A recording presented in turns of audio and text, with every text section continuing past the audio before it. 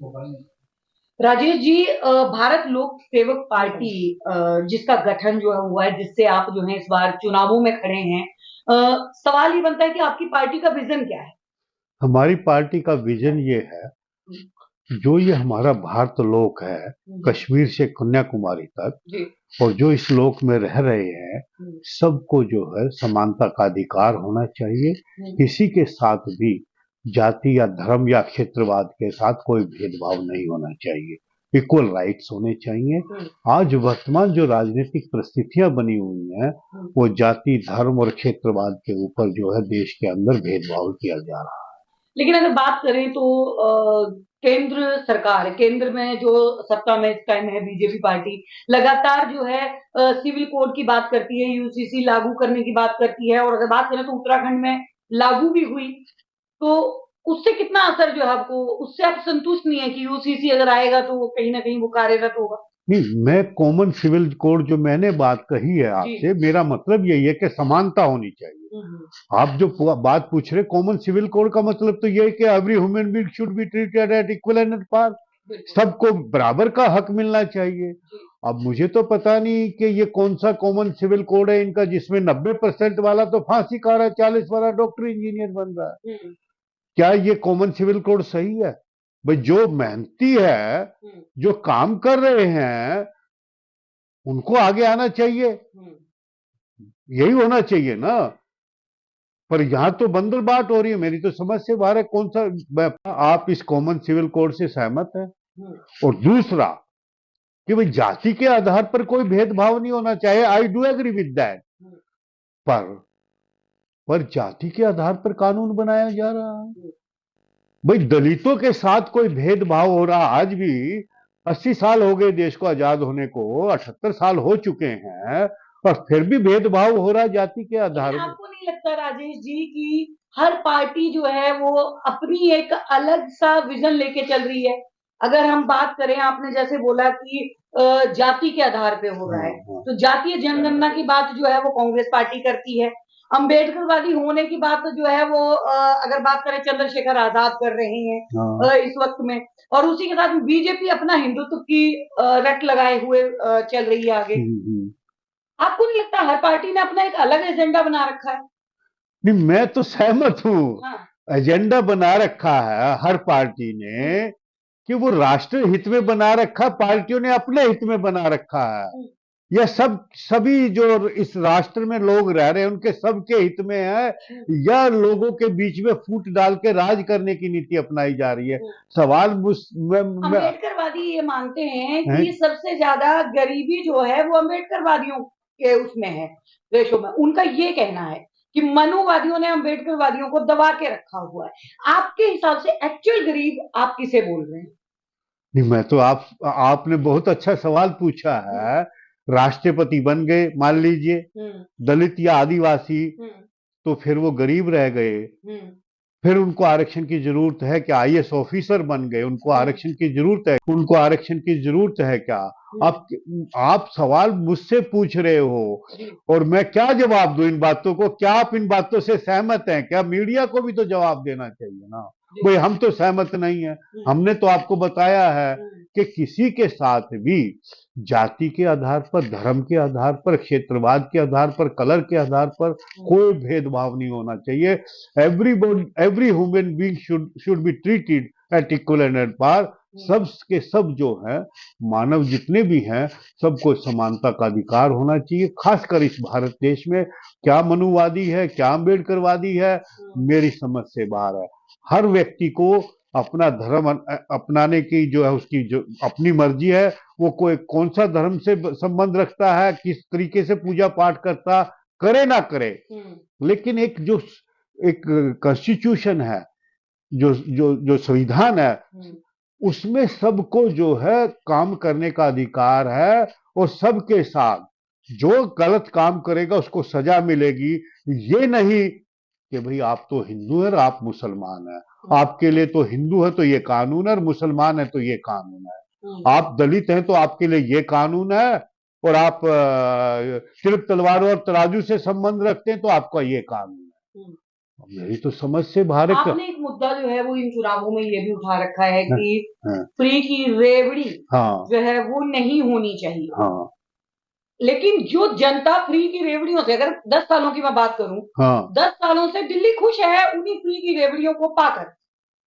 ये खुश है या ना खुश है हम्म, वैसे, हम्म, लेकिन जो आपने सवाल किया है हमारी भारत लोक सेवक पार्टी को छोड़ के, बाकी अगर मान लीजिए 3 प्रमुख दल है दिल्ली में आज बिल्कुल, वो राष्ट्र, सब एक से बढ़कर एक दे रहे हैं। हाँ, तो कहीं ना कहीं जो बात आप कह रहे हो, उनको ये सब लगता है कि जनता मुफ्त की रेवड़ियां चाहती है, काम नहीं चाहती।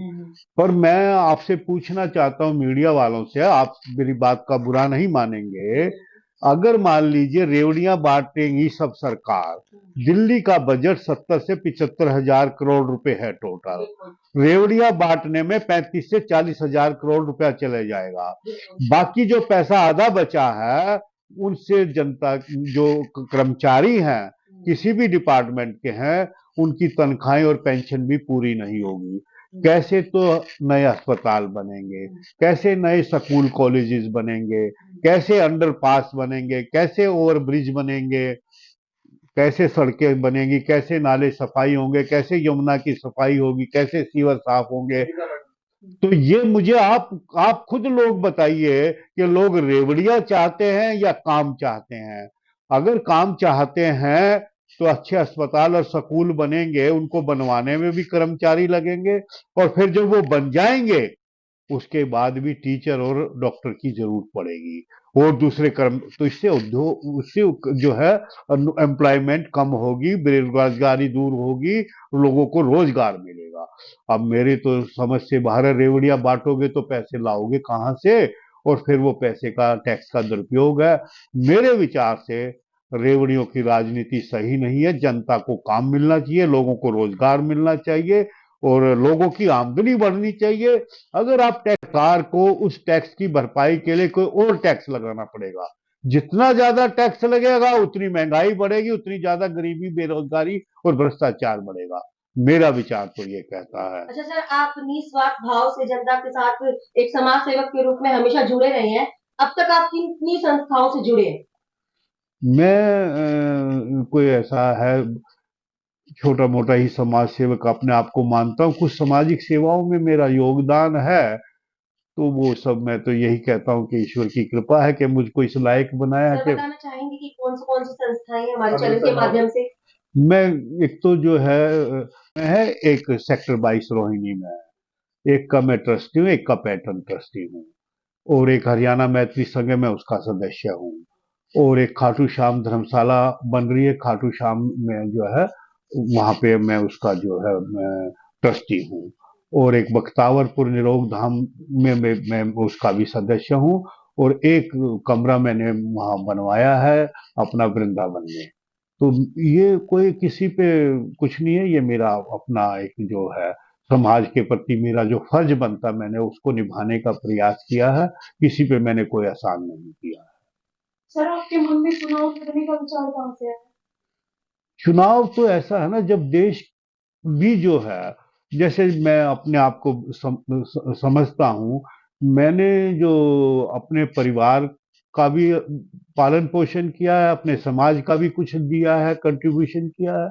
मुझे लगा कि भाई जो देश की वर्तमान राजनीतिक परिस्थितियां हैं वो सही नहीं है और उसको बदलने की आवश्यकता है, और निस्वार्थ भाव से अपना स्वार्थ ना देखते हुए इसमें क्या राज की नीतियां होनी चाहिए, पॉलिटिक्स मीन्स राज की नीति कैसी होनी चाहिए, जो राज करने की हो वो निजी स्वार्थ में न हो कि जनहित में, पूरे देश के हित में होनी चाहिए। मुझे जो लग रहा है वर्तमान जो राजनीतिक पार्टियां हैं वो अपना हित ज्यादा देख रही हैं, देश का हित नहीं देख रही है। इसलिए हमने एक नई पॉलिटिकल पार्टी भारत लोक सेवक पार्टी बनाई है, जिस जो के सिर्फ और सिर्फ राष्ट्र का हित देखेगी।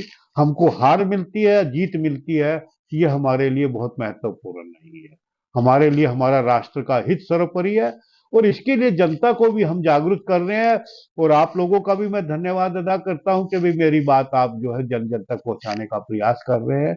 आप, मेरे पास शब्द नहीं है, हाउ टू थैंक यू, आपका कैसे मैं शुक्रगुजार सर। जैसे आपकी पार्टी है भारत लोक सेवक पार्टी, और उसका आपने चुनाव चिन्ह बिजली का खंभा रखा है, इलेक्ट्रिक पोल। हाँ, इससे आप क्या मैसेज देना चाहते हैं जनता को? देखिए, बहुत अच्छा सवाल पूछा है आपने। जो इलेक्ट्रिक पोल हमने रखा है, जो देश में वर्तमान जो अंधकार चल रहा है, देश का भविष्य अगर जो देखोगे, जिस तरीके की राजनीति है, वो अंधेरे में चला जाएगा, गर्त में चला जाएगा। हमारे घर में जो प्रकाश फैलता है, जो उजाला होता है, वो बिजली के खंभे पे चल के बिजली आती है।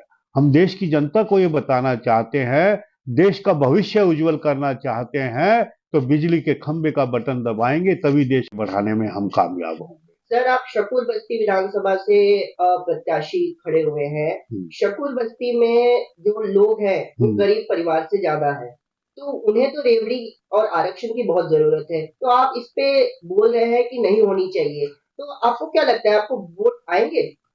मैं ये तो नहीं कहता मुझे कितने वोट आएंगे या नहीं आएंगे, वोट जरूर आएंगे, और मेरी क्या हार होगी या जीत होगी इस बात से।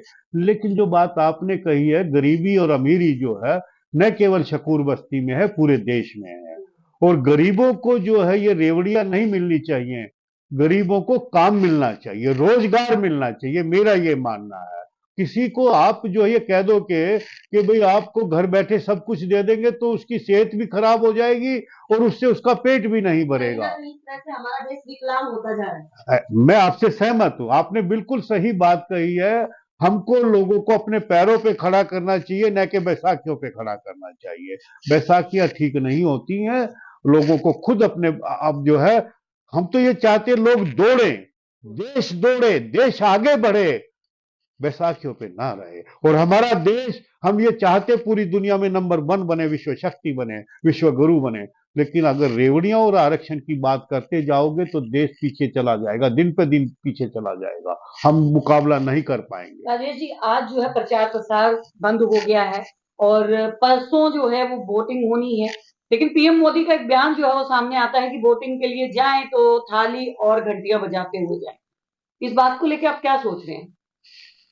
मेरे विचार से तो ये सही नहीं है। मैं तो चाहता नहीं कि ये जो है साउंड पोल्यूशन इस तरीके से होना चाहिए। लोग चुपचाप जाके वोट करें, और ये तो फिर ये तो इलेक्शन कमीशन को देखना चाहिए कि भाई ये के खिलाफ है। आपने बात की है ईमानदार और राष्ट्रवादी होना चाहिए सबको, लेकिन अगर बात करें आज से 11 साल पहले, तो जब केजरीवाल आए थे तो वो भी ईमानदारी की बात करते थे, वो भी जो है राष्ट्रवाद की बात करते थे, लेकिन कहीं ना कहीं सत्ता में आने के बाद वो भी जो है वो उसी रास्ते पे चल पड़े जिसपे तो दूसरी पार्टियां थी।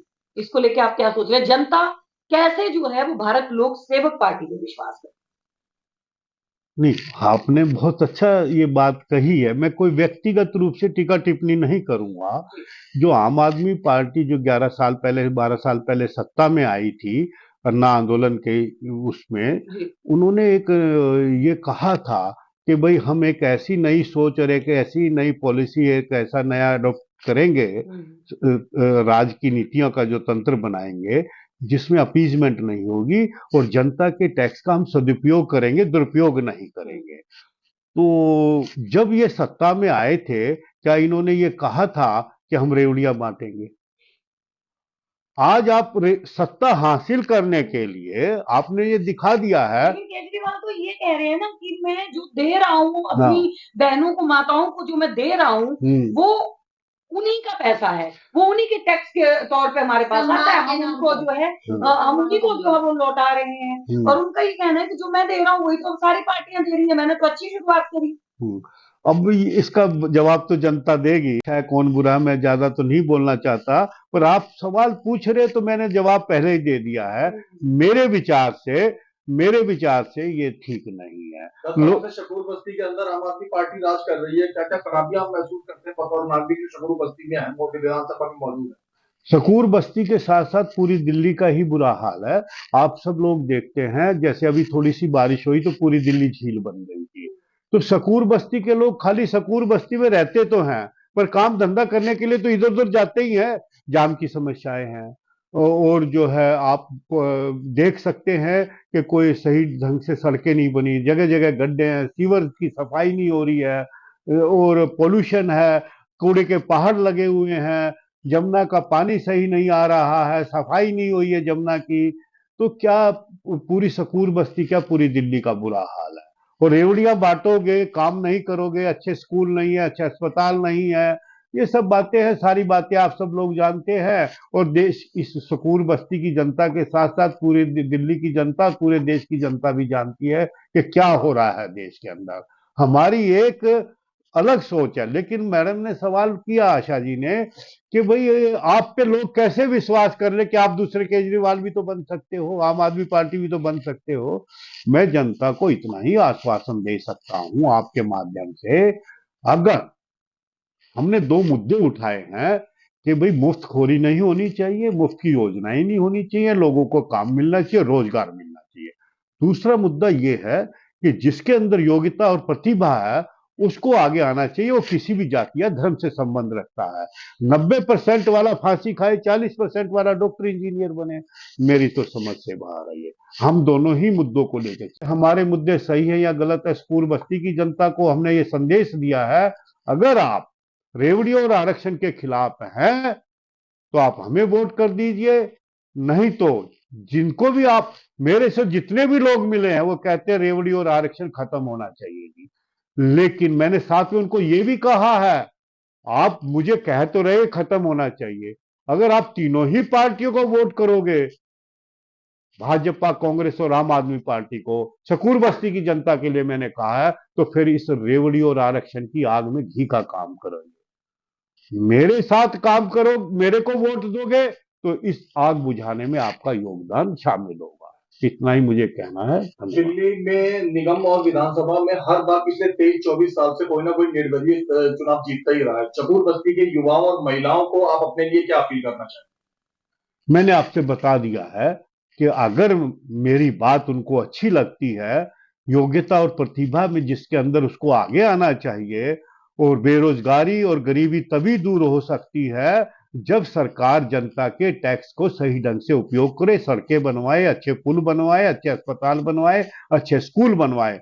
उनके अंदर जो है काम करने वाले मजदूर भी लगेंगे, कर्मचारी भी लगेंगे, और उनको बनने के बाद उनकी मेंटेनेंस करने के लिए, उनको चलाने के लिए नई नौकरियां भी डेवलप होंगी, सबको काम मिलेगा। रही बात, एक और सवाल पूछा था, भाई क्यों डिफरेंस होना चाहिए? हम तो ये कहते हैं महिलाएं और पुरुष सब बराबर, इक्वल राइट्स होना चाहिए। आप नारी शक्ति को कमजोर क्यों आंकते हो? नारी शक्ति के अंदर क्या काम करने की ताकत नहीं है, काम नहीं कर सकती क्या? आप महिलाओं को क्यों मुफ्त में दे रहे हो सारी बातें? क्या महिलाएं मुफ्तखोरी की भूखी हैं? महिलाओं को क्या जो है बस का मुफ्त किराया चाहिए? अरे भाई अच्छी बस बनाइए, अच्छी सड़कें बनाइए, अच्छे अस्पताल बनाइए, अच्छे ट्रांसपोर्टेशन सिस्टम बनाइए। उनकी सिक्योरिटी और सेफ्टी तो हो नहीं रही है महिलाओं की। जगह जगह जो है उनको इसकी जो साथ बहुत सारी दुर्घटनाएं घटनाएं हो रही हैं। उनको कोई में मतलब जो है बलात्कार का, रेप का आए दिन घटनाएं होती हैं।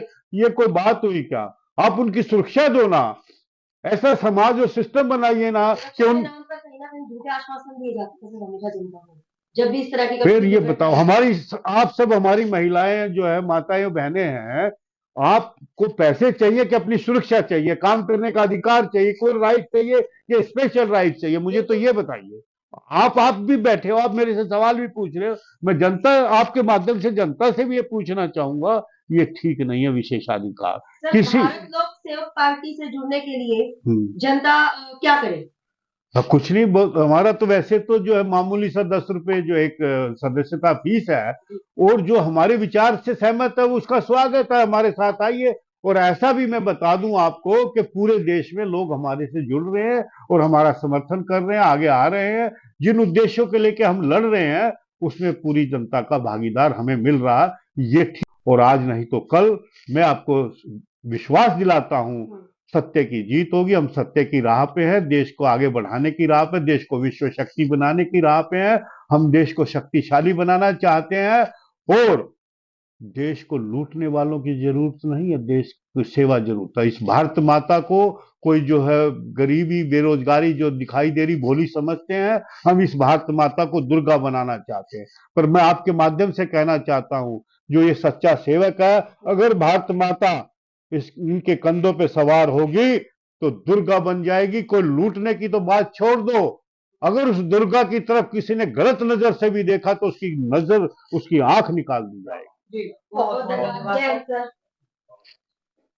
मैं राजेश गुप्ता, राष्ट्रीय अध्यक्ष भारतीय लोक सेवक पार्टी और प्रत्याशी स्कूल बस्ती विधानसभा क्षेत्र, सभी स्कूल बस्ती के मतदाताओं से ये प्रार्थना करता हूं कि अगर आप आरक्षण और रेवड़ियों की राजनीति से सहमत नहीं है तो कृपया मुझे वोट करें और भारी बहुमत से विजय श्री दिलाएं।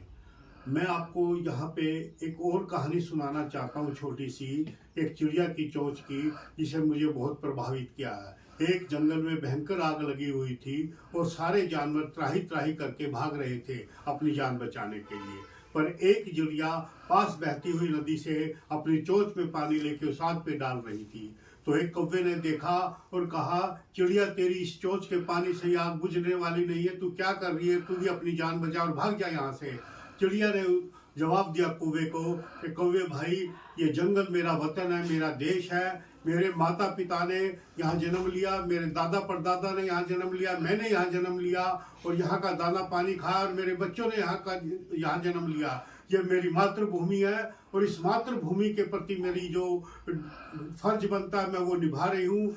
इस मेरी चोंच के पानी से ये आग बुझती या नहीं बुझती मुझे इससे कुछ लेना देना नहीं है, पर जो ये आग लगी हुई है, मेरे इस प्रयास से इस आग में घी का काम तो नहीं हो रहा है। कौवे ने कहा, नहीं, आग में घी का काम नहीं हो रहा है। मैं भी सकूर बस्ती के मतदाताओं से ये प्रार्थना करना चाहता हूँ, अगर वो आरक्षण और रेवड़ियों की राजनीति से जिस तरीके से देश को लूटा और बर्बाद किया जा रहा है, आग में घी का काम ना करे, आग बुझाने का जो प्रयास कर रहा है उसका साथ दे।